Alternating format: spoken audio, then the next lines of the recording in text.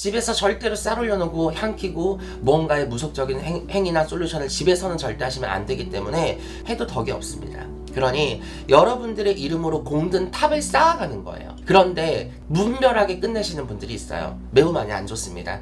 애초에 이런 분들은 시작을 하지 말라고 얘기를 해드리고 싶어요. 왜 그러냐면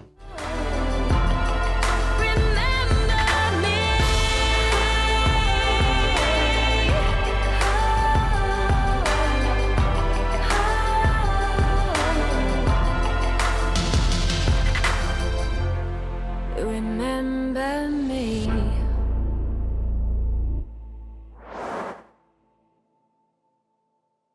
많은 사람들이 행복하고 풍요로운 삶들을 살아가길 바라잖아요.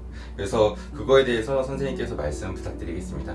많은 분들께서 요즘에 너무 힘들고 또 정신적으로도 어려운 분들이 많고 경제적으로도 부유하지 못하다 보니까 사실은 옛날에 정말 어떤 큰 일이 있어야만 찾아왔던 이런 보살집, 당집들을 너무 나이 상관없이 많은 사람들이 방문들을 하세요. 그리고 당신들의 앞날을 걱정하고 또 팔자나 미래를 기원하면서 무속인 선생님들께 여러 가지 점사를 보려고 하시는 분들도 많고 또 당신들이 가능하다면 가급적 작은 어떤 비손부터 큰 솔루션까지 추진을 하려고 하시는 분들이 꽤나 많아지고 있습니다.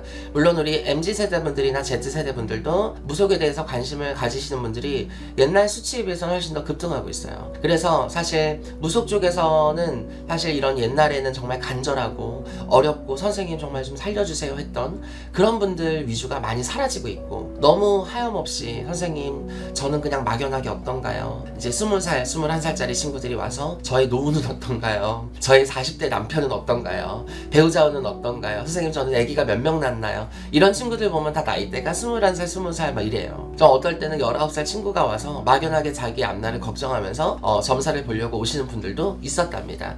그러다 보니 어떻게 보면 일각에서는 너무 무분별하게 신당과 점집을 어려워하지 않고 방문을 너무 막 하는 거 아니냐. 사실 신령님을 모셔놓은 공간이고 옛날에는 무당을 다 무서워하고 신당을 되게 좀 기피하고 뭔가 거부감이 있고 부담스러웠는데 요즘에는 그런 신당과 법당이 옛날같이 어려운 부분들이 없고 너무나도 많이 알려지고 또 사실 어떤 예체능이라든지 예능이라든지 타 방송이나 기타 무속적인 영화나 드라마가 많이 출시가 되면서 많은 분들에게 편견이나 오해가 좀 많이 깨졌다고 하더라고요.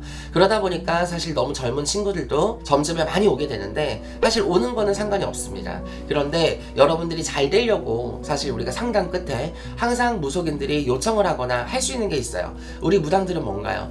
빌어먹는 직업이에요. 여러분들이 빌어주고 그 시주 덕을 보고 사는 사람이거든요. 종교인이라기보다는. 그러다 보니까 무속인이 대표적으로 여러분들이 빌어줄 수 있는 게 바로 촛불 발언입니다.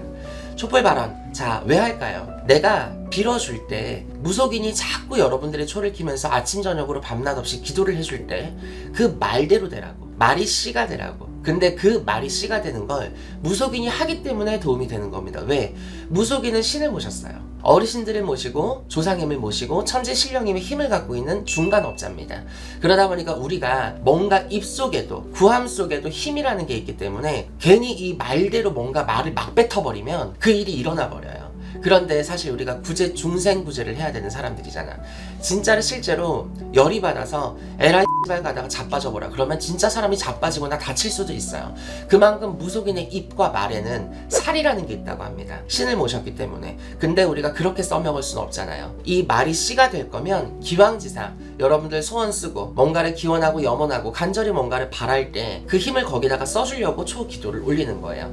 여러분들이 집에서 절대로 물 떠놓고 기도하면 안 되고 집에서 절대로 쌀 올려놓고 향 피고 뭔가의 무속적인 행위나 솔루션을 집에서는 절대 하시면 안 되기 때문에 그걸 못하기 때문에 그리고 절이라든지 가까운 사찰을 간다고 하더라도 매일같이 가서 꾸준하게 빌 수가 없기 때문에 그래서 무속인에게 꾸준하게 나의 덕목을 쌓아나가기 위해서 촛불 발언이라는 걸 올리는데 자, 이 초기도라는 건 여러분들 쉽게 생각하면 여러분들의 이름으로 공든 탑을 쌓아가는 거예요. 그런데 탑이 완성이 되면 우리가 절에 가서 뭐 합니까? 탑돌이 하죠. 탑을 돌면서 뭐 해요? 소원을 빌죠. 그래서 탑을 몇 번 돌면 소원이 이루어진다. 이런 속설이 절에서도 있잖아요.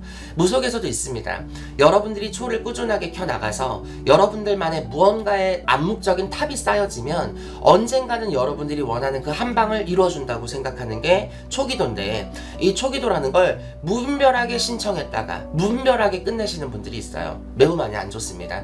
애초에 이런 분들은 시작을 하지 말라고 얘기를 해드리고 싶어요. 왜 그러냐면 탑을 쌓다 말고 쌓다 말고 쌓다 말면 아파트가 짓다 말고 짓다 말고 짓다 말고 짓다만 집이랑 똑같아요. 사실 여러분들 같으면 그런 아파트에 들어가시겠어요? 오랫동안 준공이 멈춰있고 오랫동안 공사가 잠정 보류가 됐다가 다시 누군가가 시공사가 들어와서 다시 뭔가 공사한다. 공사하려고 했다가 다시 그 시공사 빠졌다. 다시 누군가가 들어와서 아파트 건축한다. 이러면 불안해서 그 아파트 들어가겠어요?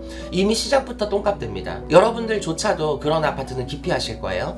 촛불발언도 마찬가지예요. 내 정성이고 나 잘되고 올리는 그 정성을 여러분들이 간절한 마음으로 여기서 상담을 받고 뭔가 마음을 먹었다가 정말 단기간 내에 소원을 이루려고 하시는 분들이 너무 많아요. 초를 키면 돈을 벌겠지. 초를 키면 재회를 하겠지.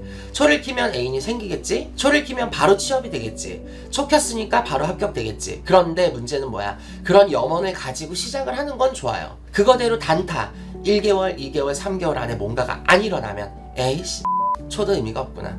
안 해버려요. 이런 경우가 너무 무분별해요. 그러다 보니까 사실 저희 법당에서는 이렇게 무분별하게 초를 껐다 켰다 반복하시는 분들은 추후에 어떤 행사나 내방 행사도 참여를 못하고 신청을 못하도록 막고 있었습니다.